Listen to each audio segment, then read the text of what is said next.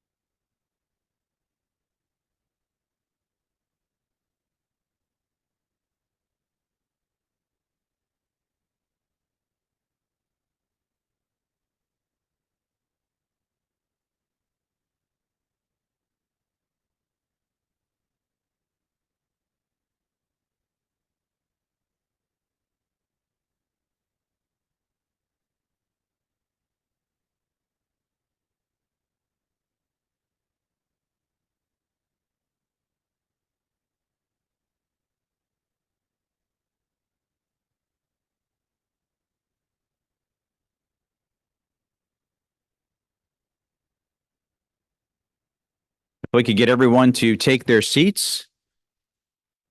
Let me close this door. Thank you.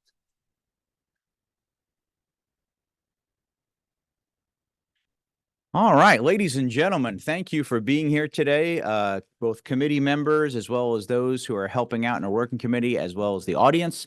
And we have some folks online, which I think we're going to pop up in just a minute. This is the inaugural meeting, and we'll call to order the Study Committee on Artificial Intelligence, which was formed by Senate Resolution 476. We begin all meetings in the State Senate with a quick prayer. And I'm going to, without asking, call my good friend Senator Sean Still to see if he would offer a word for us. Bow your heads, please. Heavenly Father, thank you so much for this glorious day. Thank you for the work that everyone here is doing for the people in the great state of Georgia. Father, there is a daunting new world ahead, artificial intelligence, and we just pray that you'll be with us in our thoughts and our actions and our words, that we can do your will and do what is best for everyone that we represent. In Jesus' name, amen. Amen. Thank you. Today's going to be our first organizational meeting, and we're going to cover a variety of topics. We're going to do an introduction to artificial intelligence. We're going to have Evan from our Senate Press Office come up and talk about our website, and we're going to publish information as well as how we'll be able to receive testimony for those that are not going to be able to come in person. We're going to have each one of the committee members do introduction, both online as well as here in person. We're going to have our Senate Policy Group headed by Haley give us an update of what's happening in other states, federally, as well as other parts of the world. Then we're going to talk about the scope and kind of the committee framework of the things we're going to look at. We'll make some decisions today. And from those decisions, we will then build a schedule. And I'm going to ask you all at one point or another to pull out your calendars, because we're going to try and schedule the next couple of meetings. And those meetings will not always be here at the Capitol. We've already had a couple of organizations that have reached out that are wanting to host us based on what they are doing in the AI world. And with that, anybody who has someone either through our committee or anyone who is either listening today or is here in the audience in person, if you've got a particular group person that you think would be instrumental for us hearing testimony or getting information from, or perhaps meeting in a different location, please send them to Miss Allison Bailey next to me. We are gathering a list already. We've already had a few folks reach out, and then we will work through those the best as possible. Quick warning, we will probably not get to hear from every single person, although we will dedicate one meeting to public testimony. And we will do that probably somewhere in the late fall timeframe for that one. So with that in mind, let's continue down. I want to welcome our committee members today. We're going to go through each one of those, and we have what's set up both the committee as well as what's called the working committee. And with that, I also want to welcome a good friend, Representative Brad Thomas.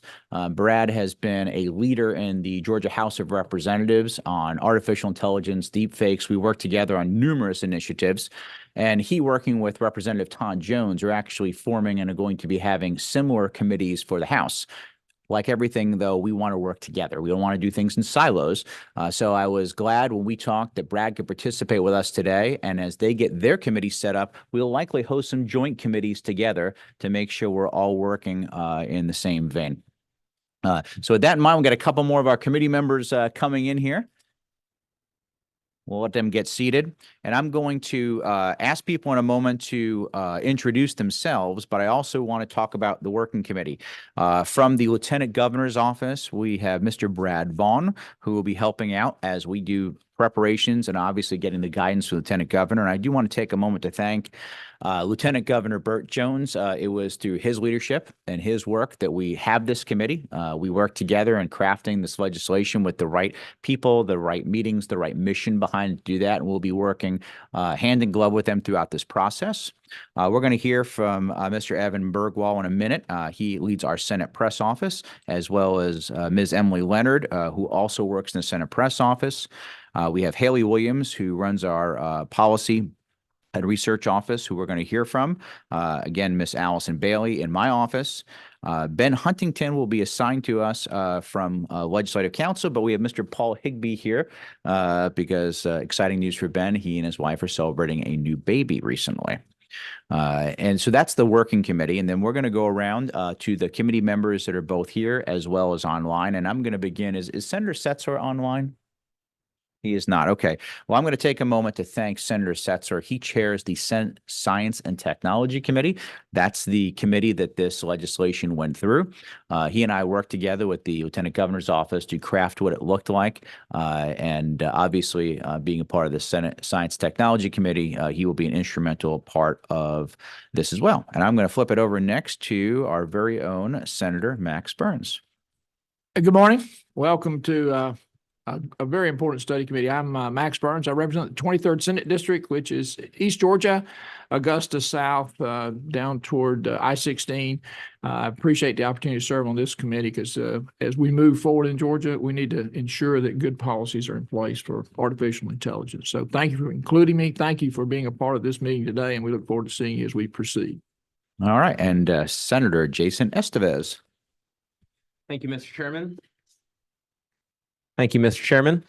Jason Estevez, proud state senator from Senate District 6, which is Northwest Atlanta, parts of Cobb and Fulton County. And I'm happy to be here. Appreciative of the Lieutenant Governor and Chairman Albers for your leadership as well. And look forward to working with all of you to tackle this very important issue that will govern our future. All right. Senator Sean Still. Thank you, Mr. Chairman. Sean Still, Senate District 48, which is Johns Creek, South Forsyth, Northwest Gwinnett, and we are the proud title bearers of the technology corridor of the state of Georgia. Fantastic. All right. Next, for representing Georgia Tech, Professor Pascal, and I'm going to butcher your last name, so I'm going to ask you to do that for us. You just grab one of those microphones and pull it a little closer. That'd be great. Thank you. Yeah, thank you, Mr. Chairman. Pascal Van Entenrijk. I'm faculty in the College of Engineering at Georgia Tech. I'm also the director of Tech AI, the AI Hub at Georgia Tech, and the director of the National Science Foundation AI Institute on Advances in Optimization. So very happy to be here. That's fantastic. I hear an accent from Hayhira, Georgia. Is that accurate? Yeah, exactly. South Perfect. Georgia, right? Thrilled to have you on the committee. All right. Next, this is exciting for me because I can still, even though she doesn't want me to call her Madam Secretary, this is a former Secretary of State for the state of Georgia. And when I go up in my office and I have one of my election documents on the wall, it has Miss Robin Crittenden on there. So Robin, please introduce yourself. Thank you, Mr. Chairman. Good morning. My name is Robin Crittenden, and I am with Deloitte, where I'm a member of their generative AI practice. Prior to joining Deloitte about 2 years ago, my roots go long and deep into Georgia state government, over 20 years of experience with the state as the commissioner, among other things, the commissioner of the Department of Human Services, the state revenue commissioner, and as the chairman said, as the Secretary of State. So thank you very much. I look forward to working on this committee. Fantastic. Thank you. And then our very own Senator Sheikh Rahman.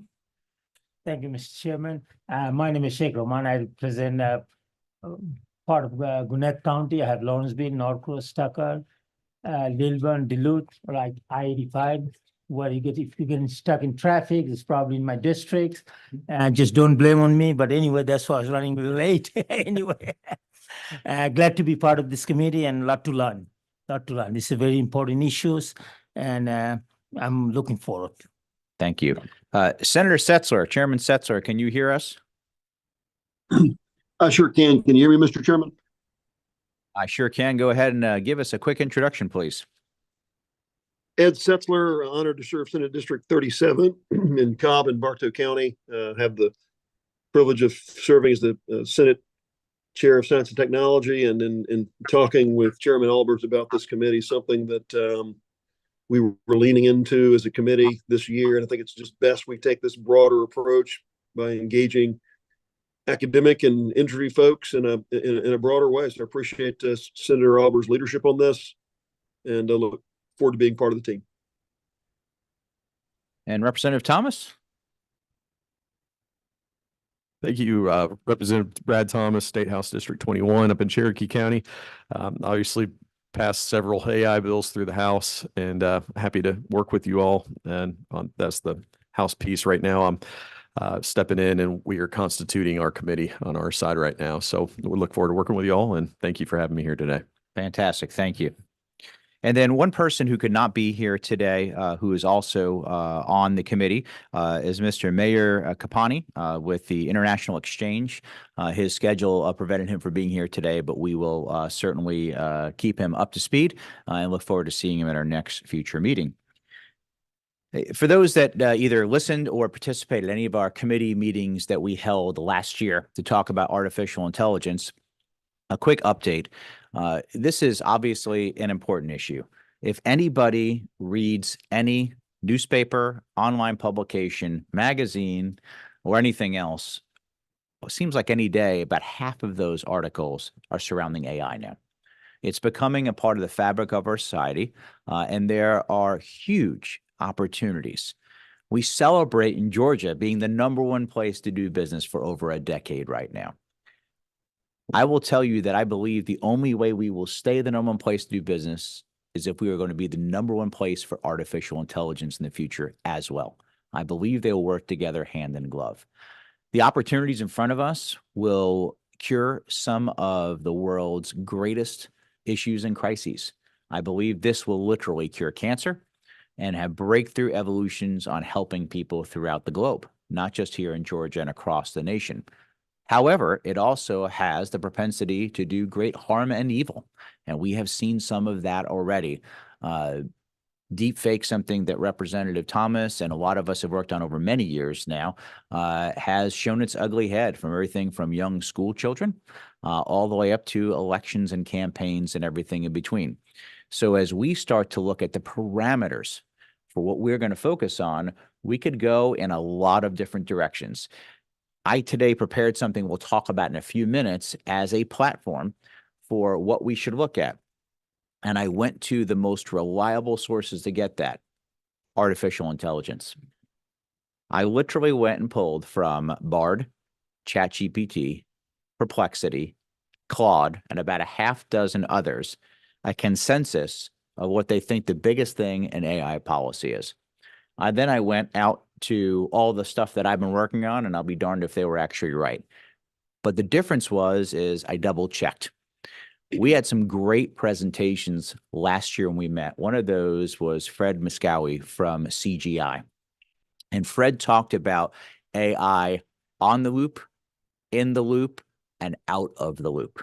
And that's going to be part of our discussions. And I want to make sure as we begin today, we frame that. So AI in the loop, so manages a circle with something in, is the person that is directing and involved with AI all the time and watching it happening and part of the ins and the outputs. AI on the loop, almost manage that person standing on the circle is, well, the AI is pretty much doing all the work now. We're checking it. And then there's AI out of the loop, which means it's doing it all by itself with no oversight or governance. And I think that's going to be a key area as we look at that, to where we play a role. As the state of Georgia, we obviously are responsible for a host of things: education, public safety, across the board. But we also charter cities, counties, and school systems.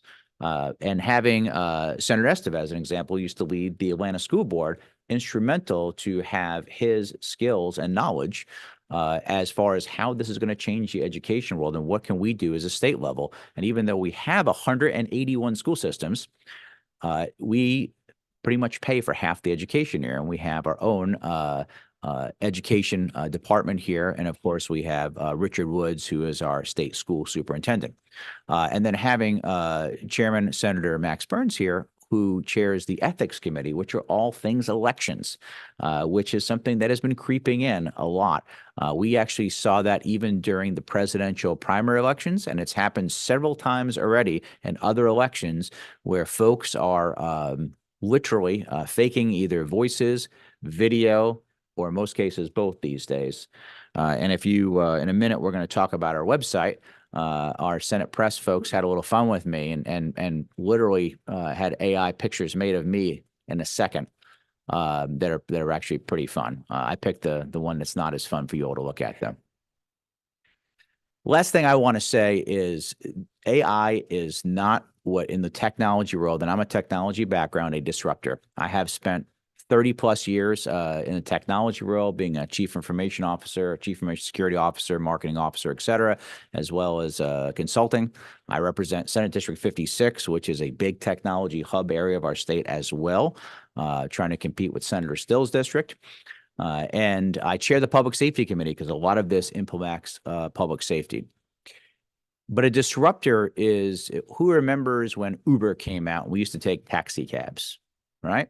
That was a different time.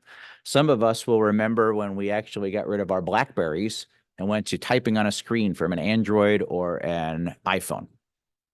Disruptor. Some of us that are a little older can remember when the internet came out. This is the wheel, people. It's that much bigger than all those things combined because it's going to impact and change things like never before. And as we get through these different areas from workforce, et cetera, it's why we want to be very thoughtful and very smart about this. So the first thing I'd like to do is I'd like to ask Evan if you come up to the podium and if you could pull up our website, Emily, to talk about how we're going to do communications as well as what your office can help us with during this time in meetings. And that's the AI generated image. Oh, well, that guy is younger, thinner, he has more hair, and none of it's, not much of it's gray. All right, go ahead, Evan. Yeah, so we built out a website for this study committee to give the public ample opportunity to submit testimony, review documents, and see meetings and get any other pertinent information for the committee itself. If we can scroll down on the homepage here, we have a list of all the members, non-legislative members, staff, with links to any kind of relevant email address that you all will need. On the next tab over, we will have any scheduled meetings as soon as they were scheduled. They will be housed here. If there is testimony that needs to be submitted, we can do that through a Google form. This will be kind of long form written testimony, which will have to be input directly into this document, which Allison will be able to receive.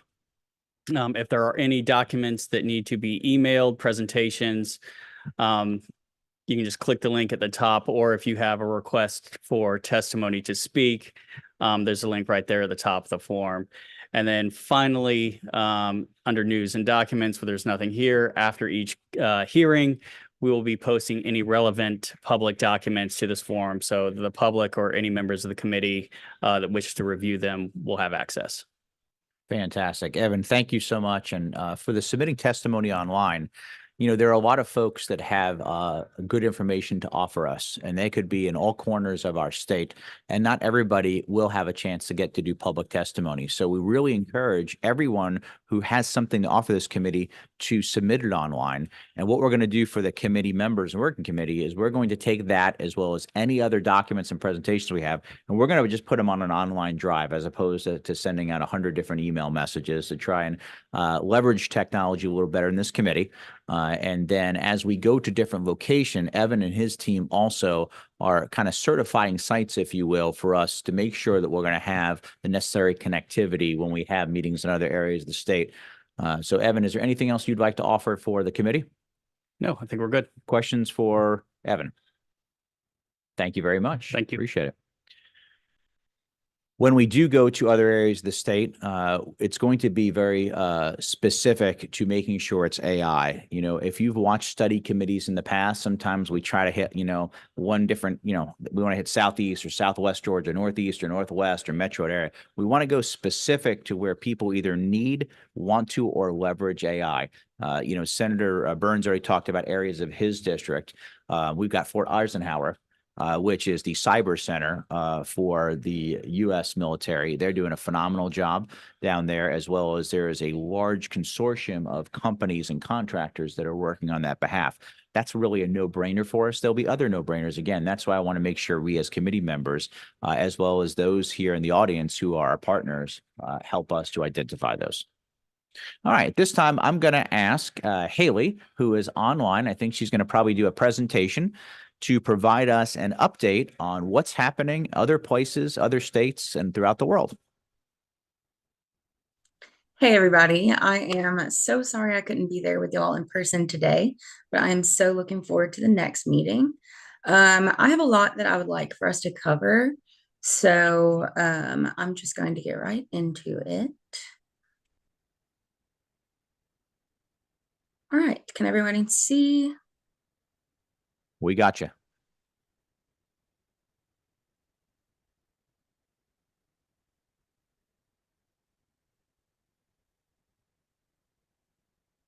Haley, we can see, but we cannot hear you anymore. I'm sorry, do you hear me now? Yes, go right ahead. Okay. I was asked to prepare a presentation on regulations and various laws on artificial intelligence in the US and in Europe. I am going to go a little backwards. I'm going to start with Europe and work my way back down to America, and it'll make sense when we get there. I do want to give a quick disclaimer. This is not geared toward the technology itself. This is just focusing on the laws and policies related to AI. So I do apologize if any terminology gets a little butchered. I'm going to try to avoid that though. So just looking at AI and the law, as far as we know, it's just a very complex universe to deal with, and it's very difficult to regulate. And there is a lot of pushback on regulating it at all because they're worried that, you know, the rules will just be too complex or too vague and it'll just stifle innovation. But in reality, the impact is just too huge to not regulate. So this is what I'm going to be trying to tackle with you guys today. So in general, the European Union or the European Parliament just adopted the AI Act, and that is the first major comprehensive regulatory package for AI. In America, we've only seen one really major AI bill pass and be enacted, and that was in Colorado, and we will touch more on that momentarily. Getting started with the AI Act. So generally in Europe, they have always been really pioneers of getting on top of these tech-related issues, especially the ones that touch consumers, but the public in general. The AI Act is risk-based in its approach to figuring out how to regulate it. So it basically assigns a risk to a given type of AI system, and that risk that it poses determines the type of regulations that it'll be subject to. But the majority of AI does not even fall within the regulations. So it regulates what they call providers and deployers. So providers are the people who actually develop this technology, and the deployers are the people who use it in a professional capacity, not the end users like us who are using an app or something like that. So with the risk levels, most of the AI systems that are actually regulated by the AI Act they fall into the high risk category. There are some unacceptable risk categorized AI systems that are completely prohibited. And then, like I said, the vast majority of the AI systems are not regulated at all because they don't process any sort of personal data. So these don't necessarily include chatbots, but they are most of the times like spam filters and things like that. So these are the tiered risk levels. At the top, you get the smallest population of AI systems. High risk and limited risk take up the majority of the regulated items, and the minimal risk fall at the bottom. So limited risk, like I said, it encompasses most of the chatbots and things like that. And the requirements that are put on the providers of these systems is that they just have to clearly inform the public if they're interacting with certain types of AI and things like that. High risk is categorized by subject matter. So it's because they deal with these areas of information. So let's see, critical infrastructures such as transportation systems, education and vocational training might be like an exam or something that someone takes online and it's automatically, scored. Employment management could just be automatic screening of, applications.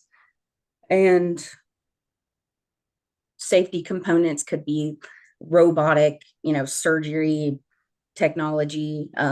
This is most of that stuff. So because this stuff deals with sensitive information or activity, it's considered high risk.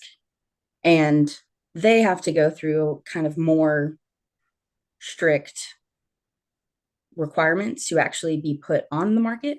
So they have to do things like register with this database, and they have to establish these clear systems that they are going to maintain to make sure that they are producing the most trustworthy AI as possible. So the idea is that after they go through this, you have the AI enforcement authorities to oversee everything that's going on in the market. And then you have the deployers, who are actually the people who are using this technology in a professional capacity to provide direct human oversight at the lowest level. And then there's the providers who have to do their own internal monitoring. So then you have your unacceptable risk category. These are subject to the most severe penalties. You'll see there 35 million euros or 7% of their global revenue, whichever is greater.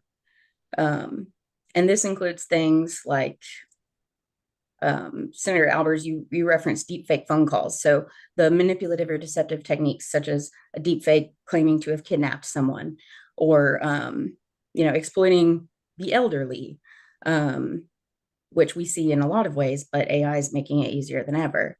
Biometric data to categorize individuals. So this could be something to, it basically leads to something called social scoring by governments, or it's a concern of that to basically determine what a person's future behaviors will be based on their behavior or behaviors of others like them. And then creating or expanding these facial recognition databases is basically just scraping faces without permission. Before I move past this, does anyone have any questions so far? Questions for Haley? Seeing none, continue, please. All right, great. So the AI office has been established to enforce and implement all of these regulations. And it just opened, I think, the week before last. And it's broken down into these units. They're expecting to staff, I think it's about 140 people or so, to actively work on enforcing this when it begins enforcement in 2026. So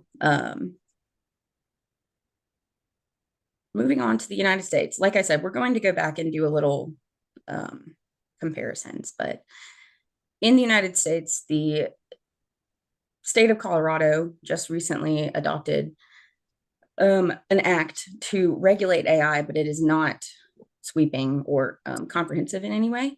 It is just limited to the use of AI in company decision-making. And the goal, the legislative purpose, is to protect the public from these sorts of potential discrimination. And when you go back to the key characteristic of AI being the ability to infer, this is sort of, it's almost inevitable, because these are systems that are literally learning what sort of outputs to generate based on the inputs that it receives. So the idea is to prevent these systems from taking that characteristic and turning it into something that negatively impacts the public. So the differences in the Colorado Act, besides the very, very limited scope in, comparison, is that there are no major fines established so far, and there are no private rights of action. So, so far, the idea is that there will be a task force of some sort that is established already, that they're figuring out how they will be enforcing this. But I would assume that the plan is to expand on this eventually.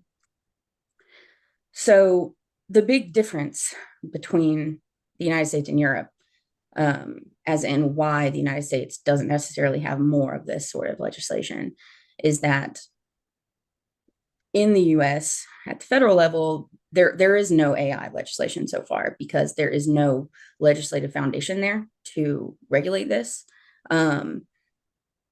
So in Europe, they passed the GDPR in 2016. And this is the big sweeping data privacy regulation. In Europe, however, privacy is not approached only as a consumer issue, but actually as a human rights issue. So GDPR actually goes back to a court decision that established the right to be forgotten in Europe, which is just an extension of the right to privacy. And really, privacy is the most central factor to all of these issues in the tech industry in general, but certainly with AI. So GDPR kind of laid this foundation for more tech-related legislation. So you've got the Digital Services Act, Digital Markets Act, and now the AI Act. Meanwhile, in the US, Colorado is the only state so far with any AI-related legislation, and they were the third state to adopt the big data privacy law back into 2021. California started the trend of that when it adopted the CCPA in 2021, and Virginia, Colorado quickly adopted almost the same measures. And as far as I know, it's been pretty successful there. In Europe, it's been pretty successful as far as getting companies to comply. Again, it's largely due to the huge penalties that they are potentially subject to. You'll see they max out at 20 million or 4% of global revenue. This is huge, and especially with the private right of action for individuals who are impacted by like potential violations. And companies take this really, really seriously. So there was a time when I was in law school that I worked for a Fortune 500 company to sort of roll out a compliance initiative for GDPR and CCPA. And this was a massive undertaking. We were literally reaching out to every single department, every single vendor. There were assessments that actual humans had to fill out regarding the activities that they had involving consumer data. If there was any kind of behavior that, was based on the same sort of risks that were prohibited under GDPR, they had to, complete these contract addenda to agree to comply with these things. I mean, it was really a massive undertaking.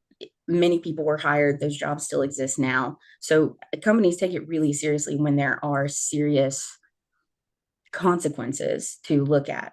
But again, this is approached in Europe as more of a human rights issue before it is approached as a consumer issue, although they are essentially the same. So if Georgia were to want to enact any meaningful AI regulations, just like any state, they would really need to codify data privacy laws. In 2022, the Georgia Computer Data Privacy Act was introduced, it did not, it didn't see any movement, but it was largely modeled after CCPA as well. That being said, in general, I would consider these, based on my research, this is kind of the general consensus of the most important things to consider when you're regulating AI. So the private right of action, that really exposes an entity to more liability than, a slap on the wrist from the government. And I think that that has made a huge difference in just even the way that companies prepare for compliance. Of course, the different entities that are involved and, establishing clearly the liability or the absence of liability for each individual involved. Frequent audits, lots of oversight with multiple authorities. And then, of course, the more specifics of it, just disclosing when content is powered by AI and establishing very strong cybersecurity standards and things like that. And that brings us to the end. If anyone has questions, I would love to answer them. I know that's a lot of information. I hope that it made at least a little sense. Thank you, Haley. Appreciate the update there. We're going to talk through a bunch of different criteria here in a moment, but there are any questions or comments from the update from our policy analysis group? Mr. Chairman, Okay, this is. seeing none. Mr. Chair. Go ahead, Chair Setzler. Haley, appreciate the presentation. From the standpoint of our current status quo in Georgia, just our conventional system of civil responsibility, from a civil responsibility perspective, where would you say the lay of the land exists today? I mean, just to provide a framework for people. I mean, if there's a creator of AI and the AI then does something and as a result of that, rather than providing a benefit, it provides harm to people. Is there any case law or any concerns you've got that our conventional system today would somehow sever responsibility to the creators? Or do we think responsibility could fairly be easily assigned in our current framework? Senator, I would say that is so case by case that it would be almost impossible for me to answer that in a meaningful way, because it just so depends on even just the type of AI, the type of activity. There are some things that could be easily covered, certain types of fraud and things like that you could remedy it. I'm not sure if there's anything that directly is guiding that behavior on the front end, though, is the issue.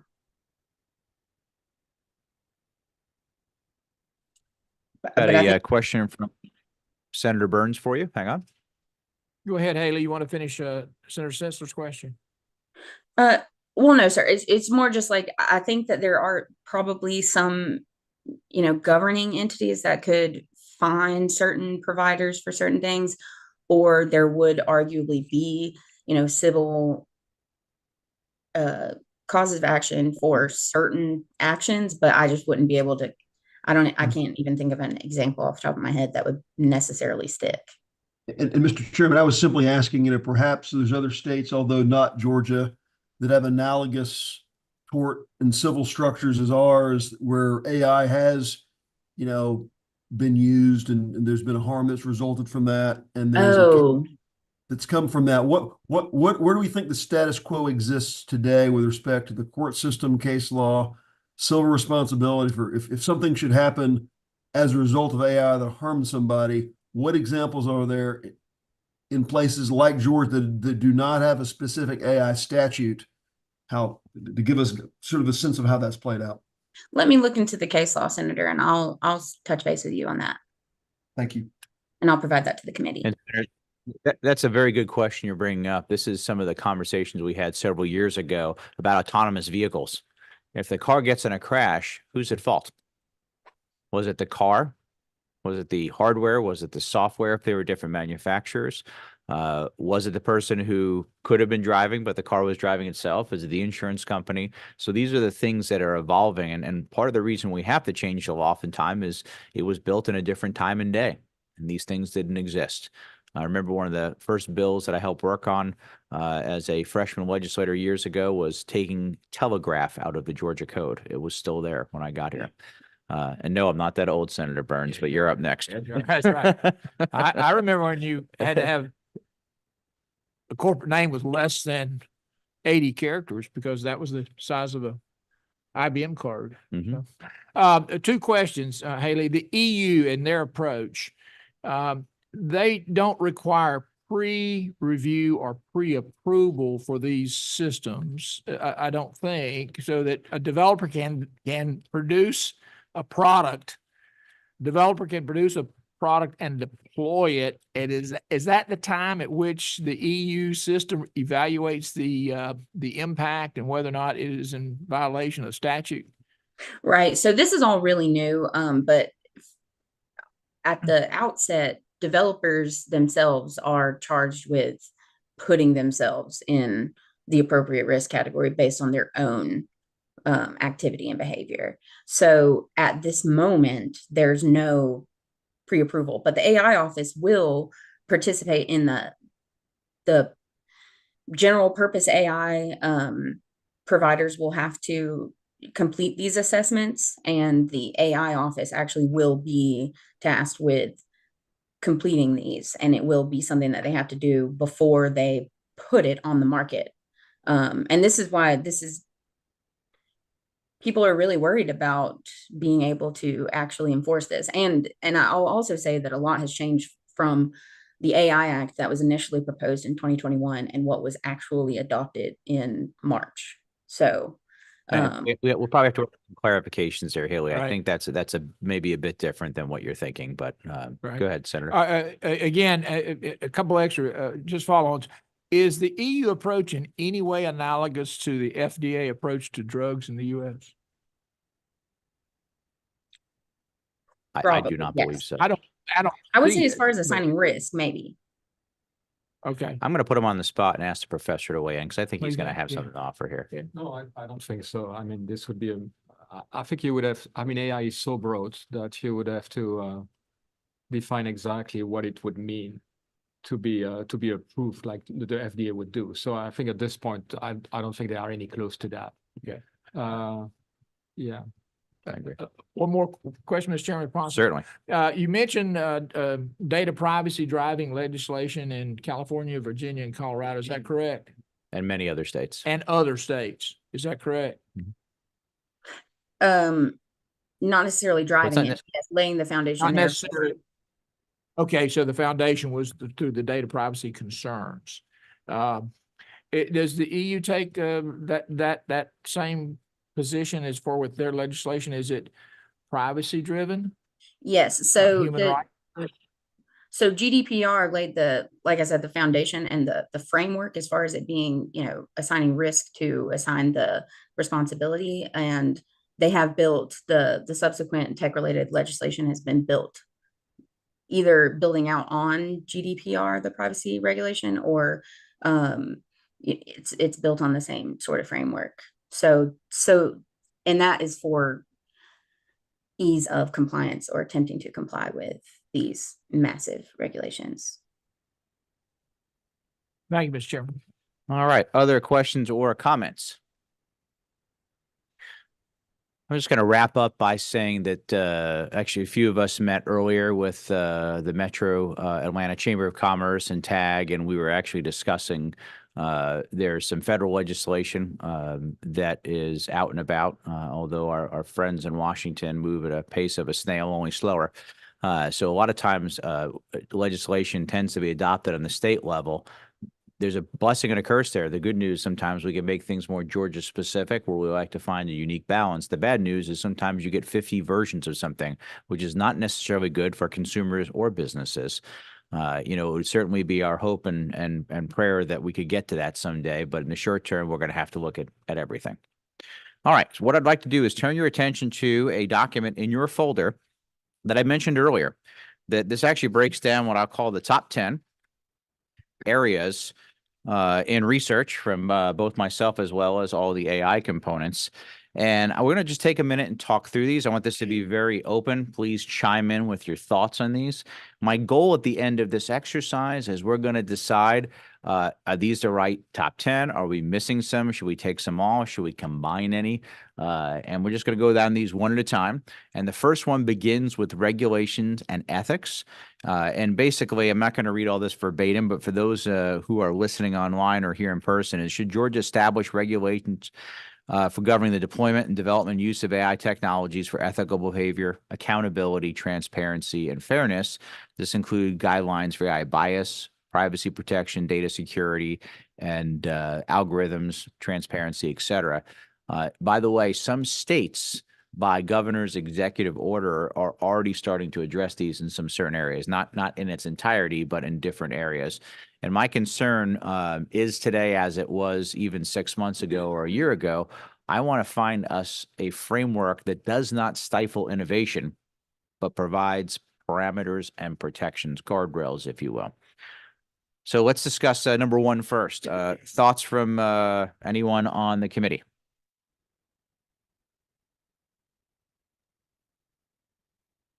Let me actually ask the other way. Does anybody think this should not be a part of the work we do?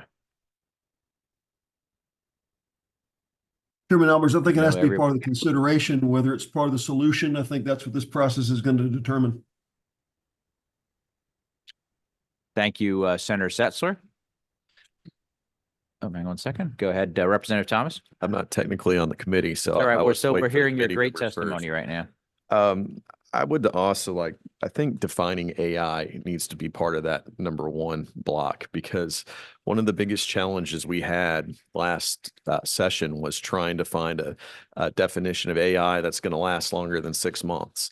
And I felt like we kind of got there. But of course, like everything, it wasn't perfect, but we didn't want really good or perfection to get in the way of really good. So I just maybe would plug that in as well in that spot.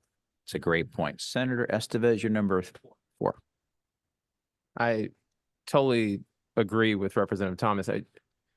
Defining AI, or at least, I mean, I think that's what was smart about what the EU is doing around what level of risk of AI should fall under these categories. Because do we really want to, are we really looking to regulate really basic AI systems?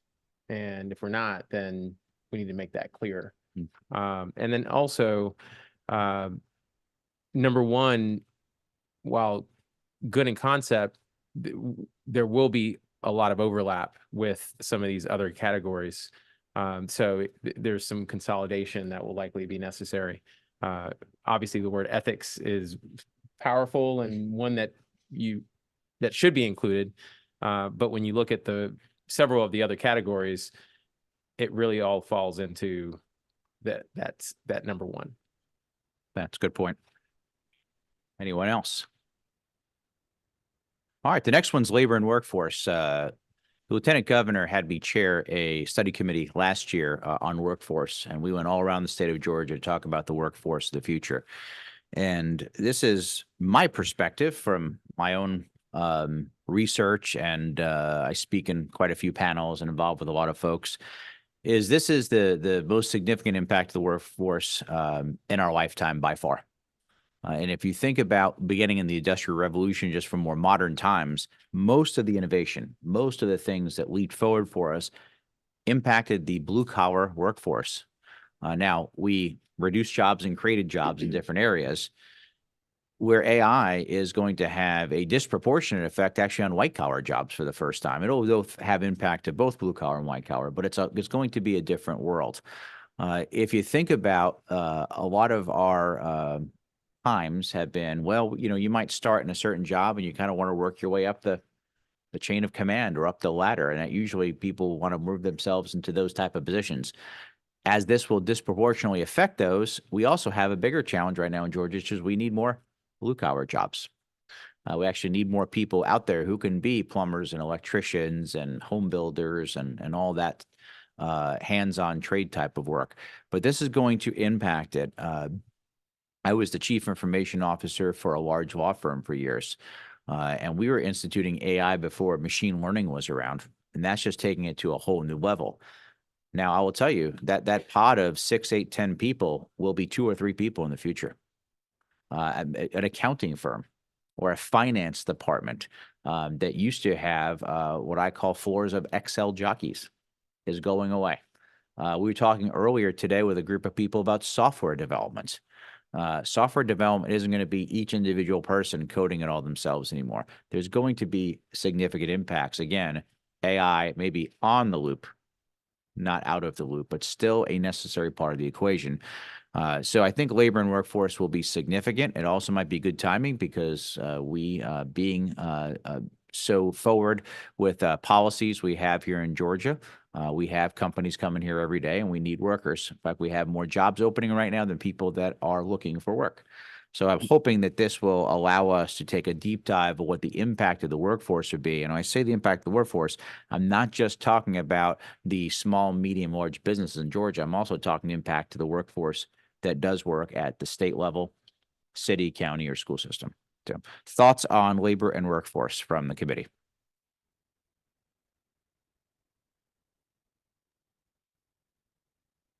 Feel like this one's probably a no-brainer, but anybody have any points? Okay. All right, let's keep going. Research and development. This might be a little bit of the same that Senator Estevez made his point earlier about going through different categories. You know, in Georgia, we have been an R&D hub for a lot of things over time. Everything from Gulfstream on the coast, doing the latest designs and jets, to all of our amazing high-tech companies. We are obviously the logistics hub. We are medical technology, the leader in this area of the state. We are the #1 processor of credit card transactions. So we have a lot of things already happening. A lot of R&D happens certainly at our major research universities at Georgia Tech and UGA and our other colleges. So continuing research development, I think, is going to be critical. And I mentioned earlier about being the #1 place to business is going to also need to be the #1 place for AI. And I think the collaboration of pulling these things together is very important. And especially, again, how it pertains to state government. You know, I think about during the pandemic when our 3 to 4% unemployment went to 20% overnight, and everything was completely overloaded because it was a breakdown of people, process, and technology. Imagine if AI was in place when that had happened and how we could have perhaps handled that a lot differently. So thoughts on R&D? Professor, please. So I think this is an incredible opportunity for the state. We have a critical mass of researchers in this space. I think what is missing is the translation to practice.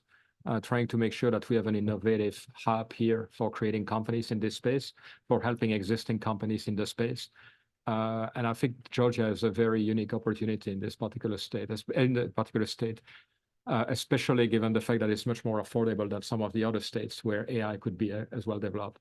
I don't know if you've seen the latest ranking, but Georgia Tech was ranked number 5 in AI across the country, and the second public university in that space. So we have a tremendous opportunity, but there will be needed, investment will be needed.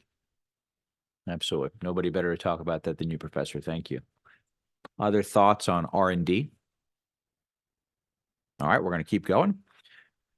Next one, public safety. Obviously, that's one of my passion areas. The impact of AI to all things public safety is extraordinary. And usually we call it the 4-legged stool, which is law enforcement, firefighting, emergency medical services, and 911 dispatchers. I want you to think for a moment how many times in the last year or two you heard somewhere throughout the state or even here close, one of the 911 centers went down. It's happened more time than we want to actually talk about. Or I was on hold for 35 minutes and couldn't get through to someone. Technology that's already available that's really starting to begin the process is AI picks up the 911 call. And you don't even know it's AI. They immediately are capturing everything and dispatching people. Nobody will ever be on hold and not have an answer immediately from AI. It can literally walk through someone doing telephone CPR which we have our folks certified to do now, trauma scenes, control severe bleeding, up to having real-time analysis being done behind the scenes on what traffic is in the way, how we're going to get a fire truck there quicker, how we're going to get a law enforcement person there. We today have what's called fusion centers where cameras are pulled in. So if somebody literally is robbing a bank, we can see what's going on the inside of the bank. Imagine taking this all to a level we've not seen before. Certainly extraordinarily powerful with protecting and serving the public. We have a gang crisis throughout this country. It is a crisis. Up to 90% of all the violent crimes in America are committed by criminal street gangs. Going after the criminal street gangs, counterterrorism organizations, et cetera, using AI is significant, but it's also a little scary, right? Because you have to make sure what's done for good is not also being used for bad or for evil. But a huge, huge impact on our state across the board. And again, this will very much impact all levels of government. So thoughts on public safety? Yes, Robin. Yes, thank you, Mr. Chairman. I agree with everything that you said, and I also want to add how important the cybersecurity will be here. And I think it really is a great example of where the regulation and ethics overlays on top of this, because there's a lot of opportunity for bad uses. Thoughts? Senator Estevez? I'm not sure it falls under this category itself, but to me, it does have something to do with public safety, particularly for the higher risk AI systems, is the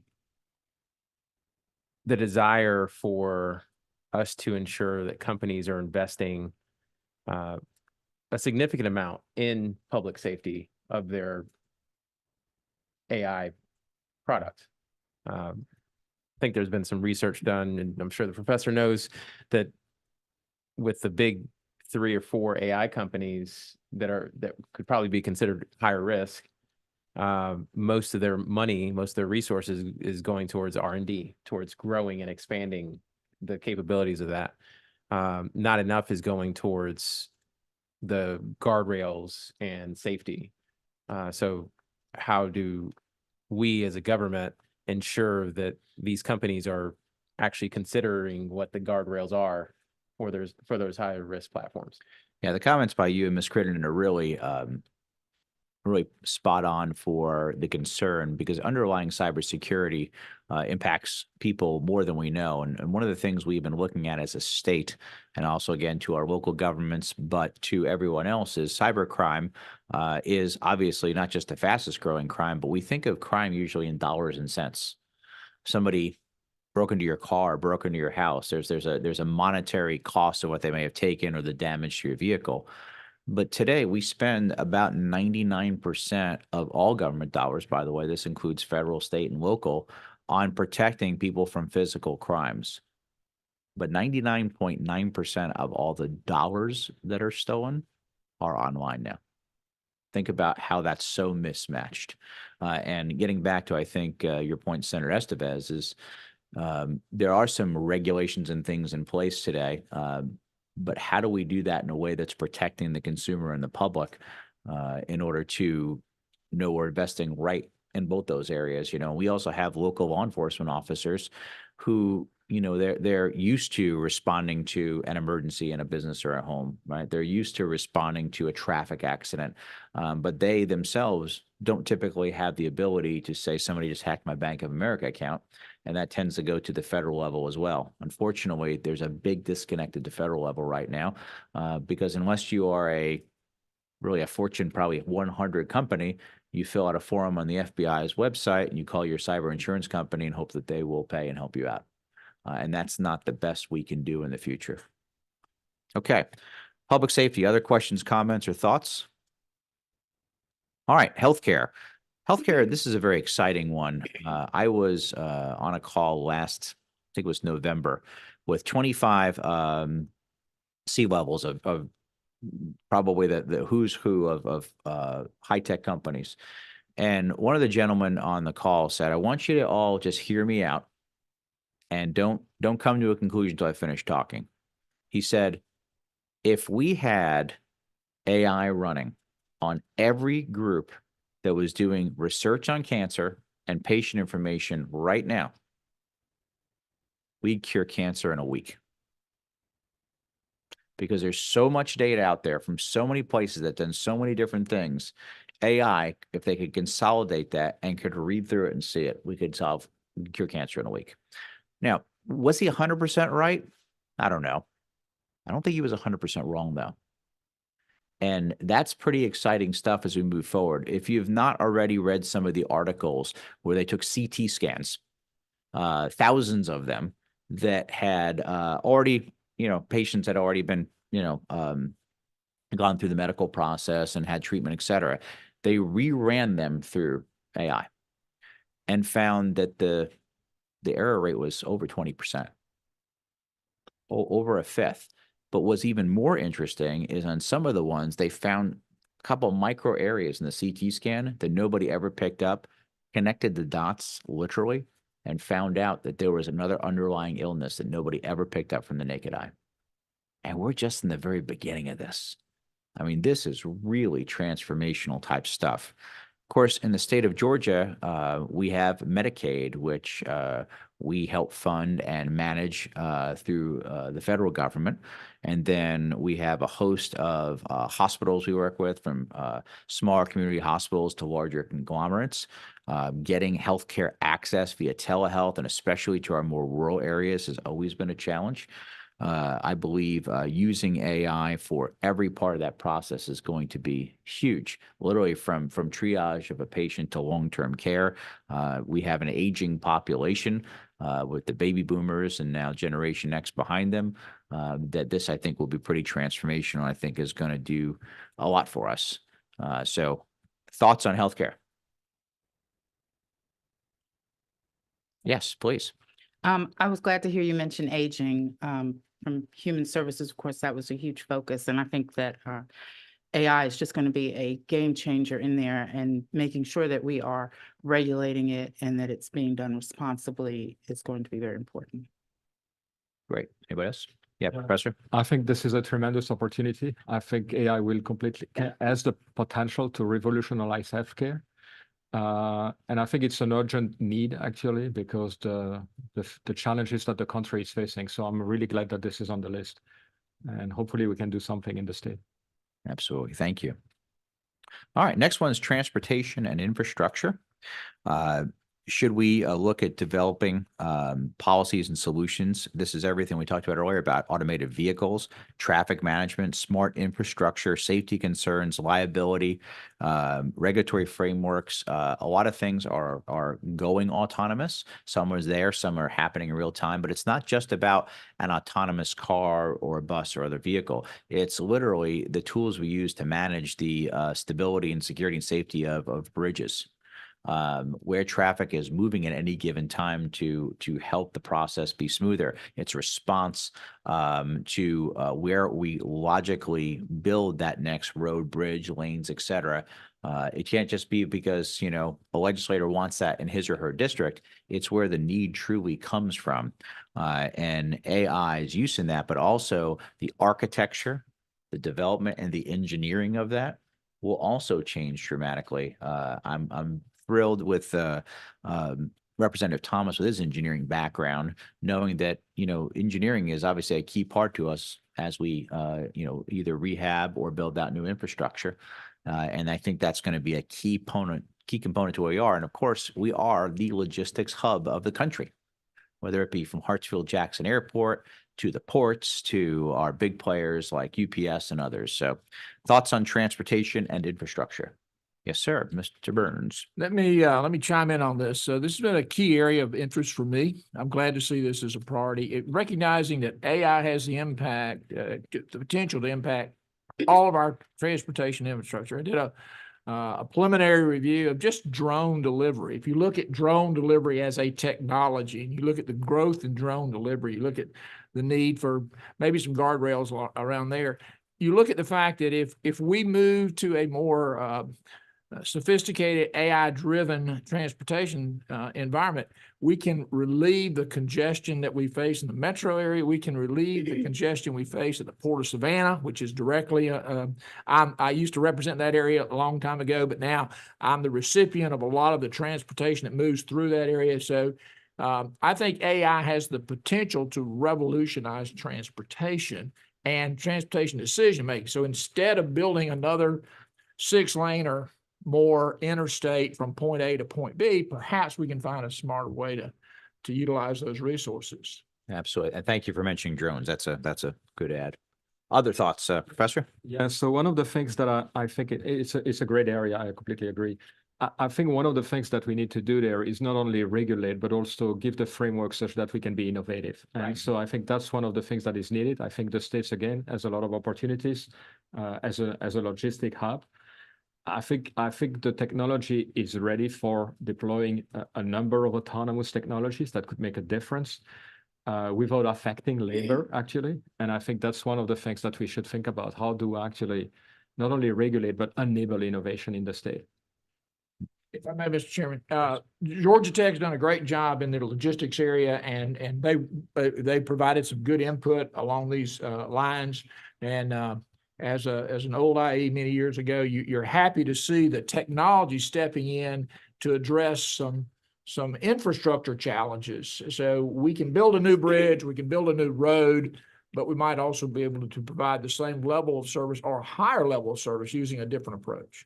Absolutely. And I agree, we need to be incentivizing this environment so that we become the AI hub, the technology hub for logistics and healthcare and other industries. But I think this is a great area. Thank you. Maybe we can even help our friends at the post office.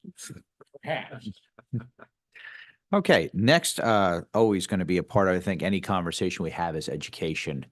I believe this will transform education, and I'll just take a minute for my soapbox. We've been teaching the same way for about 85 years, from kindergarten to 12th grade, technical college, university level. The world has changed about 8 times over during that time, and education candidly has really not evolved in the way that it needs to be. In the world of AI, when you have every bit of content you could possibly want literally in the palm of your hands, does it make sense to teach some of the things we're teaching?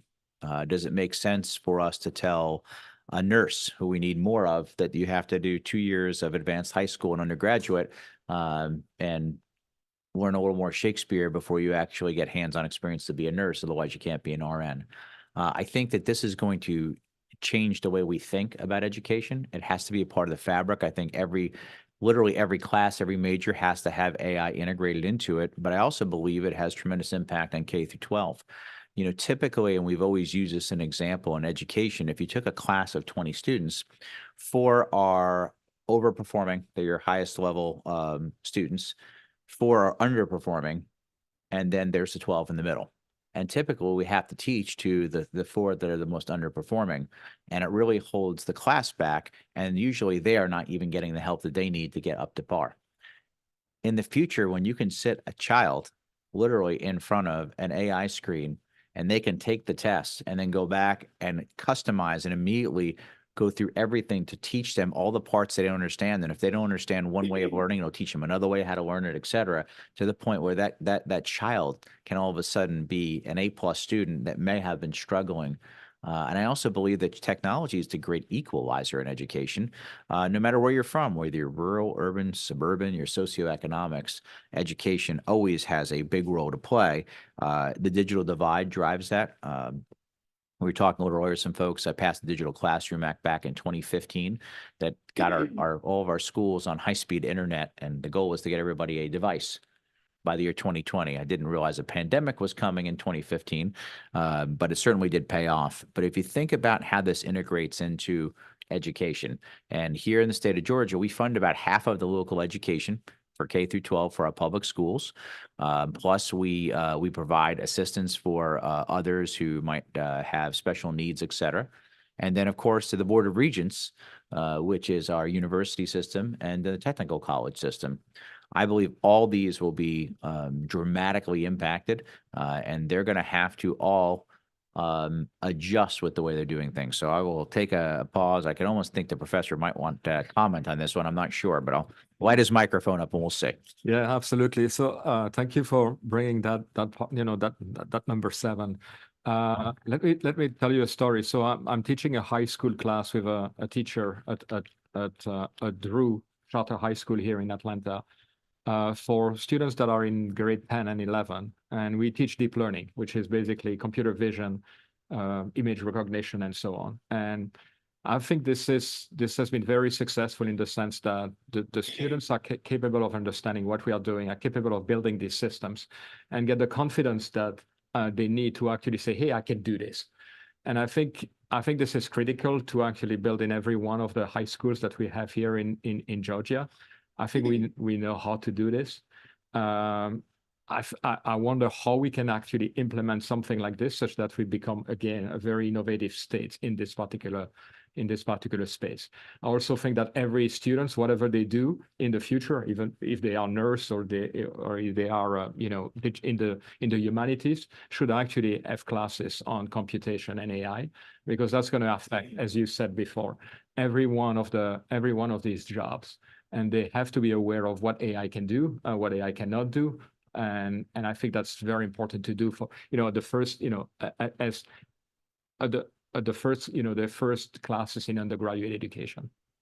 I know a lot of us have seen and heard about students using AI, right? And it will be more difficult to determine whether they have or haven't. We actually had, again, a discussion earlier today that in trying to control students not using AI, what they actually found out was actually the teachers who were using the AI to develop their lesson plans also.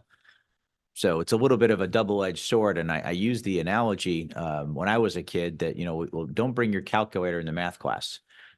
But the second you leave math class, that's the only way you're going to do math for the rest of your life until we got Excel. So I think we have to start thinking about this is going to be used. How do we use it the right way? So thank you, Professor. Yeah, that's also a very good point. I think education is going to change completely. My students are already using in many of the projects, AI, and they can do things that they could not do before because of that. So that means that we have to change the way we teach. And that's going to be for every disciplines inside the universities and inside the high schools. So yes, absolutely. So what you're saying is very important. So you will see a complete shift in the way we teach as well. Senator Burns. Thank you, Mr. Chairman. I appreciate the professor's insight. I spent 30 years in the university system as a faculty member, professor, administrator, those things. But you're 100% right. AI will revolutionize education. We need our faculty and the administration, the university system, the TCSG, and our private college and university to embrace AI and integrate it into the curriculum and into the learning process. I would make one note of caution. Sooner or later, these young people have to have some form of interpersonal skills, some form of communication skills. So you cannot totally isolate education to AI, but you can devote a lot of the content and the specifics to this type of a technology.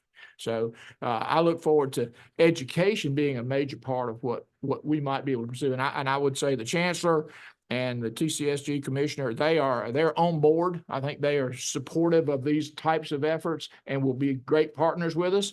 I certainly, from being in the rank and file for decades, I realize there's some concerns and resistance perhaps that we've got to overcome. I appreciate you bringing up the point about the interaction and social skills. And as we look at the current state of people's mental health and scaringly the rise in suicide, especially under young people, that curve, if you look at the growth of social media, goes like this, and that exact curve with a 1% deviation is the rate of suicide and other problems we're having. So getting out of some of that screen time and doing things differently, I believe, is of critical importance here. Thank you. Mr. Chairman. Yes, ma'am.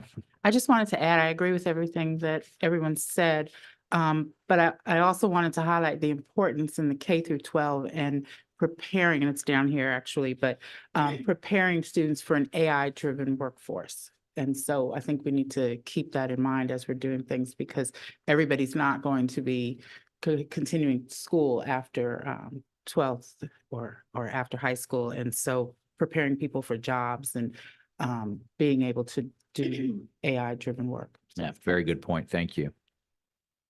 All right, we're going to move on to the back page. Next is privacy and data protection, which we already talked about.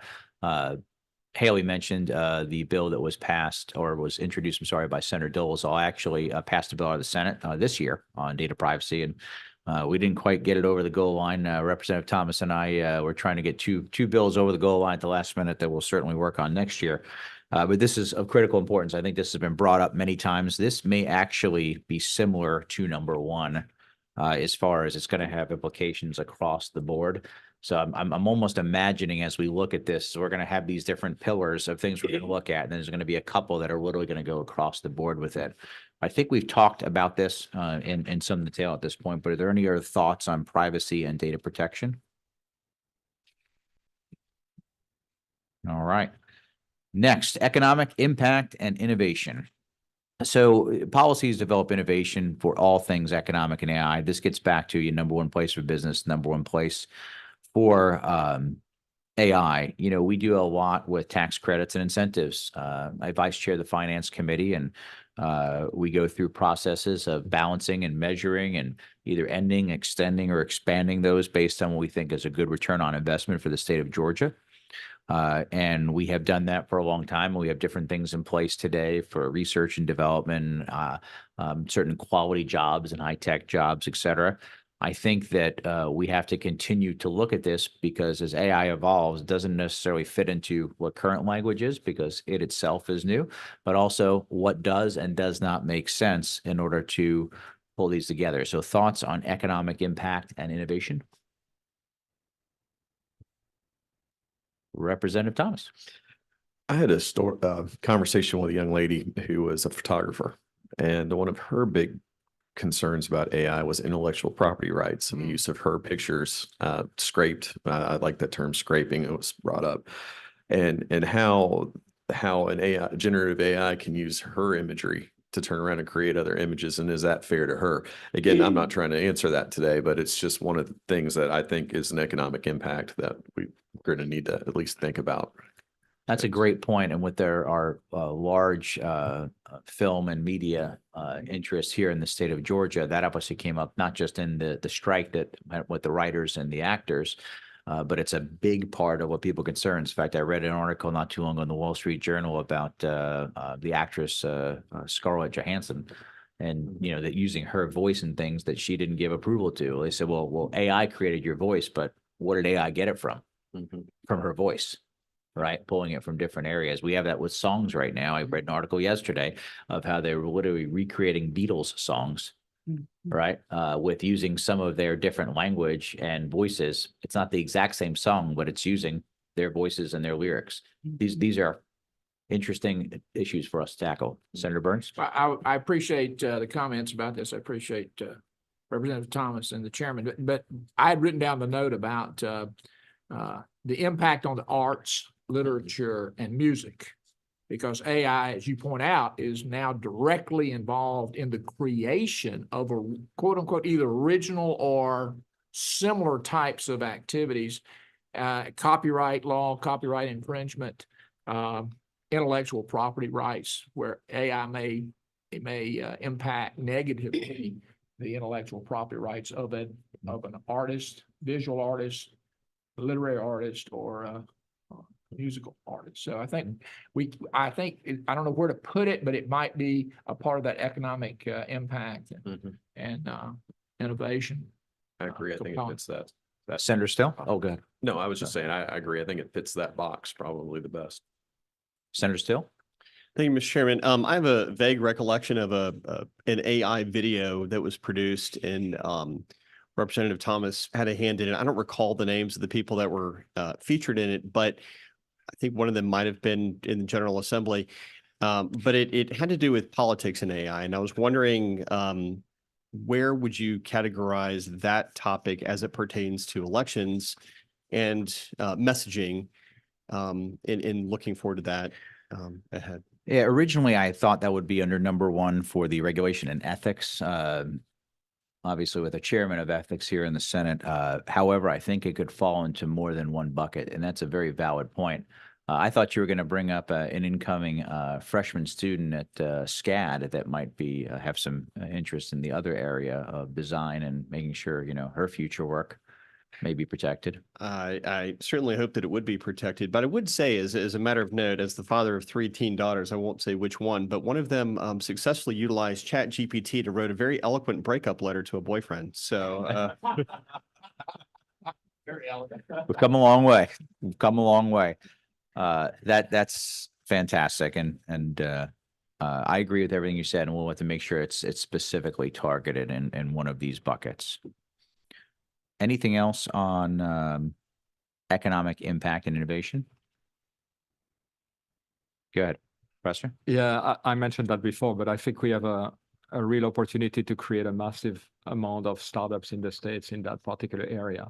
And I think thinking about how we can do that is very important. So typically people will have ideas, but then translating them to practice is a big value of that. So how do you actually move from a prototype to a product and then to the startup state? And you have the venture capital, you know, here to actually, you know, fund these companies. I think that's one of the topics that we really need to think about. So what are the incentives that we can put to attract as many startups as possible, retain them here? And so I think that's an important topic. I had the topic of copyright and also, you know, reliability, but that's, yeah, on number one, but I think that's a good point. I think on that aspect, I think there will be a lot of tools as well that will be generated for creating new content, creating new drugs and so on. So I think there is a bad aspect to it that we need to regulate, probably the copyright aspect, but there is also a lot of opportunities to actually use AI now for generating new content, for generating new molecules, new drugs, and so on. And that's a capability of and so we should encourage that. So at the same time, you know, we have to put the incentive and some other regulations. That's what I would say. Very good point, Sonny. We've been working here at General Assembly for many years looking at how do we help with the seed funding from angel investment through venture capitalists. In the past, we've been such a real estate logistics driven area of the state the country that most times people want to invest their dollars there. Very different than you'll see in a Silicon Valley, right? And if we want to continue to evolve what I like to coin as Peachtree Valley, it's going to take more dollars and investments here. And I think we're seeing that as we get more and more high-tech companies that are moving here because of our great location, our favorable policies, regulations, tax policy, cost of living, et cetera. All right, last but certainly not least, social welfare and equity. This is to make sure the society implications of AI are done equally. We don't want to exclude people from this. We don't want AI to be used in a way that the goal of AI is actually to bring people together, not to separate them, but I believe it easily could. We've already seen some bias in some of the large language models that have been put out there based on what an individual thinks, a company thinks, et cetera. You know, all models start with a human being, right, who's creating those. And we want to make sure that's equitable to make sure, again, not just to help defeat what's called the digital divide, but also how we move together as society as a whole, which is hopefully locked in arms and walking together. Thoughts on social welfare and equity? And this may be another one that kind of goes across each one of those areas. Okay. Oh, good. Yes, Senator Estevez. I was just gonna comment that that's a important area in my opinion. I mean, as you said, Mr. Chairman, every algorithm and system starts with human on the front end, and we want to be careful about what biases may be introduced to an algorithm. And I know people's minds, when you think about bias, immediately goes to race, but there are other types of bias. There's income, there's gender, there's rural versus urban. So for example, if you have a application that uses Maps application that uses AI, and the developer of the application had a bias towards cities and urban areas, that application could potentially exclude some rural areas. And we want to make sure that we're keeping inclusion and equity top of mind as these models are being developed, because they could exclude many Georgians who may not be on the minds of those developers.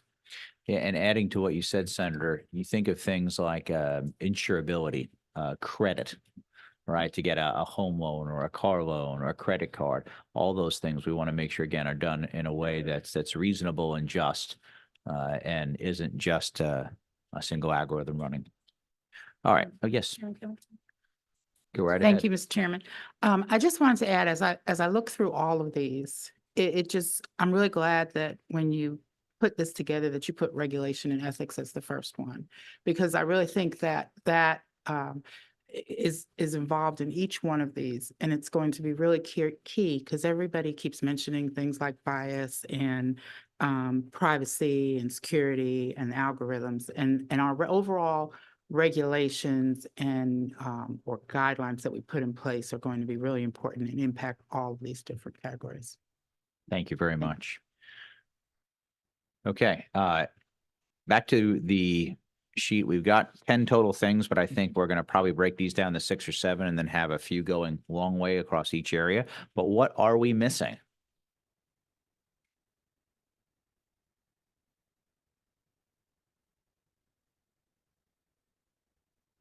Well, why are you thinking? Professor, you got something? I mean, there are plenty of things that we could add to this. One of them is the infrastructure for AI, right? So one of the things that we will be challenged is to have enough, high performance computing if we put AI in the high school. How do we deal with that? How do we make sure that everybody has access to the computing infrastructure to actually use AI? So that's one of the things that I would think immediately. I think you have transportation and infrastructure there. I think you can think broadly about this. It's also going to be the electrification of the country. That's also a very big topic. Maybe that's, you're including that in infrastructure, but the way we are electrifying everything will require new AI solutions. In some of those spaces, AI is the only way to actually get things done. So I think there are a lot of different, so it's going to affect every segment of the population, every segment of the industry. And so, I think when we think about infrastructure, we have to think about that very globally. We've had a lot of discussions with data centers and tax credits and impact to the power grid, as well as water and other resources recently. We just had Plant Vogel's final reactor come online recently, which we're all very excited about. But you're right there, that we will definitely add utilities into that. That's an excellent part. What else? One of our follow-up here is going to be, we're going to reformat this and based on our changes and probably make a little more graphical interface with some information. Again, we're going to be putting this out on a drive that we'll be sharing. Which leads me to, we've got a sheet that's available today. And if before you leave today, we just need a little more information from you, Professor, and Robin. I think we need a couple pieces of information from you. So we can fill in the rest of the spreadsheet so we can give people access to drives, make sure that if you've got somebody else who's looking at your calendar and other things like that, we can make sure that we've got everything vetted out there. That's going to be important. Representative Thomas, did you have a question? Kind of comment? I had a general comment about before we've moved on. We're going to talk a little bit in our committee over in the House side a lot about, I always use this term, like what does the euphoria idea of policy for AI, like what is that for, here in the Senate? And to me, it's something it's an ethical use, it's transparency, like these certain things. And, I feel like that's kind of the overarching part that trickles down into what you have here. One of the things that I talked about a lot, or at least that came up a lot during last session was, the use of AI with regards to fraudulent use and how do you make sure that you balance protected free speech with fraudulent use. And these are I'm just generally saying this, just things to kind of keep in the back of your head as we're working through this process together. The other thing I really wanted to mention real fast is if you look, the one thing that I always talk about private enterprise is that private enterprise has to innovate. Free market systems require innovation, otherwise you fail.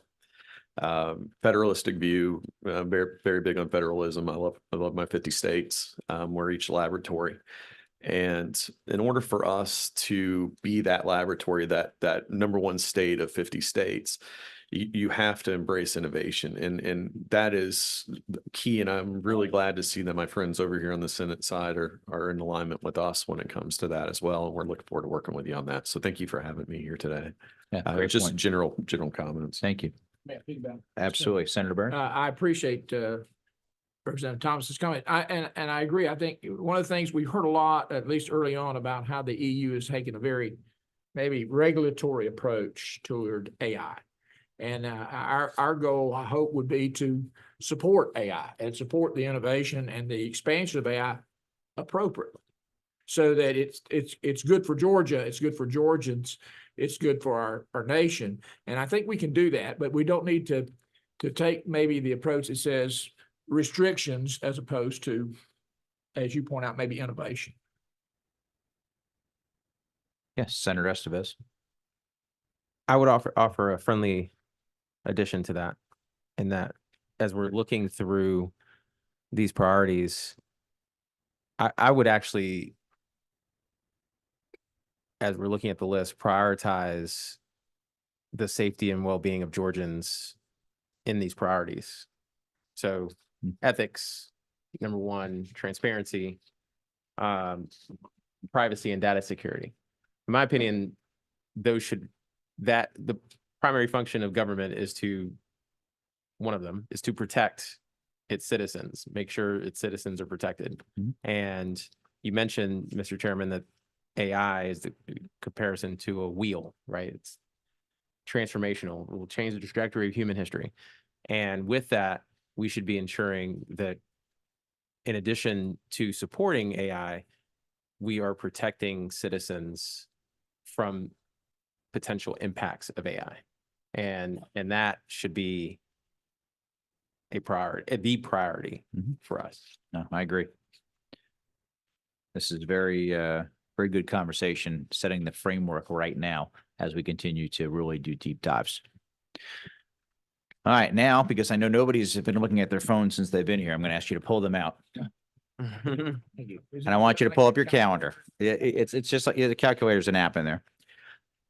We have up to 12 meetings, which is a lot for a study committee. Typically, there are 4 to 5. I do not intend on using all 12, but I probably am intending on us doing 7 or 8, of which they may have a virtual meeting or so in there as well for people's schedules. Right now, though, what I'd like to do is get the next date on the calendar that we can set at this moment. And then what I'm going to ask after that is we're going to send an email out with some potential dates to map out the whole rest of the year. But I want to get the one on the calendar right now before we leave. And we will likely, well, actually, I'm going to say this. We are not going to do the next one in the Capitol. It is going to be at another location. And we're going to, that'll be a little bit to be determined.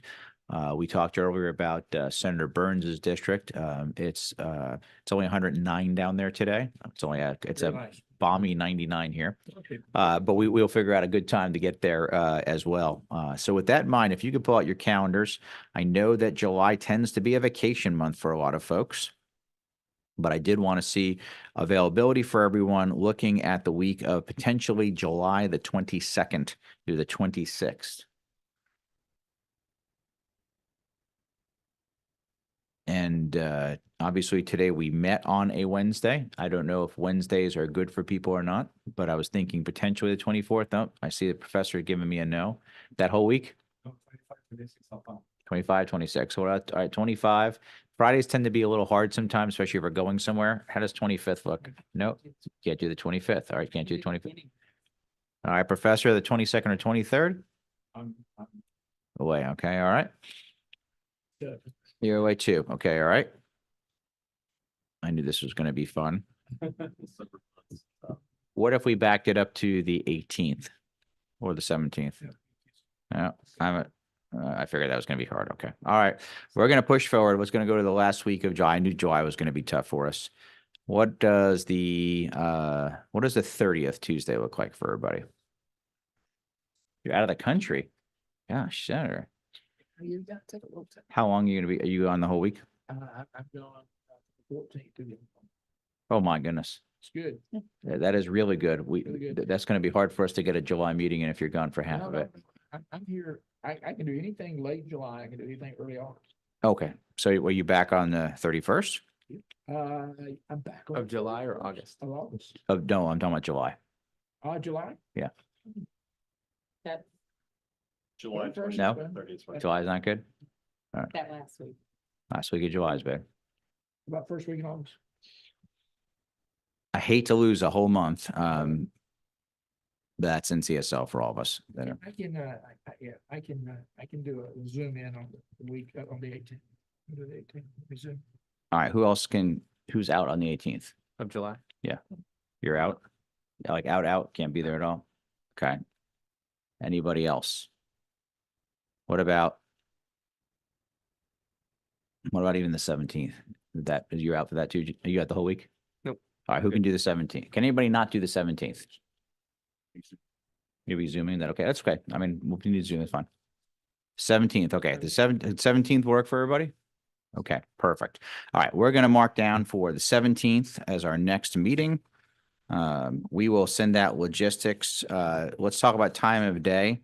Do people prefer, we can meet earlier in the morning, we can meet at this time, we can meet later in the day.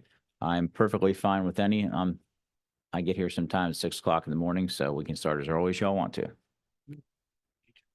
Sounds good. Preferences?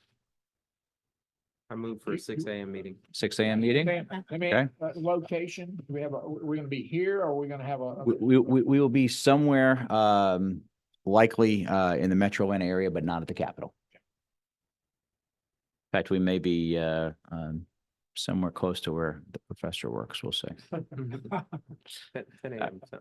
You want to do 10 a.m.? All right, we're going to stick with 10 a.m. Go ahead and put that on your calendars. We'll send a follow-up email. So July 17th at 10 a.m. will be the next AI committee meeting. All right. Everybody got it on the calendars. Allison will be sending this out. Again, let's make sure you have your updated information so we can get things put together. When we do send stuff out, I'm going to ask the committee to please be very active and be critical. If something gets sent out that we're working on and you think there's an issue or concern, speak up right away. Also going to ask Haley, again, who is leading our Senate Policy and Analysis Group, who, as soon as we get this framework in a way that we're all shaking our heads, she'll literally start building what's going to be the final report. Now, there'll be a lot of blanks in there as we start adding content and information, but we start that now so we don't get to the end of this process and realize, what do we talk about in the second meeting or the third meeting? Well, we're going to kind of build it as we go. So one of the things I will ask you at the end of each meeting or even during is, do you have something right now you say, hey, Haley, that's really critical. We want to make sure that we're addressing that when we get that point in the report. So let's try and do it in real time if we can. All right. This has been a very productive meeting. Thank you. We're going to end a little bit early for our working committee members. And our committee members, if you'd like to, if you'll walk right across to Suite 421, which is our office, we have some lunch and a chance to socialize for a little while. We'd love to have you. Is there any other comments for the good of the order from the committee members? Seeing none, this meeting is hereby adjourned. Thank you for being here.